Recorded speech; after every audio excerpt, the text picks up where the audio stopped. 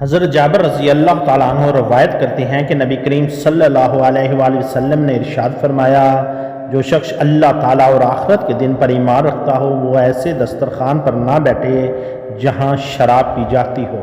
حدیث نمبر 2000۔ حضرت محمد صلی اللہ علیہ وآلہ وسلم said, whoever believe in Allah and the last day should sit at a table where wine is drunk۔ حدیث نمبر 2000۔ رسول کریم صلی اللہ علیہ وآلہ وسلم نے سونے کی انگوٹھی کے پہننے سے مردوں کو منع فرمایا تھا۔ صحیح بخاری 5864۔ The Prophet صلی اللہ علیہ وآلہ وسلم forbade men to wear gold rings۔ صحیح بخاری 5864۔ نبی کریم صلی اللہ علیہ وآلہ وسلم کا ارشاد مبارک، اللہ کو سب سے زیادہ ناپسند وہ آدمی ہے جو سخت جھگڑالو ہو۔ صحیح البخاری 2457۔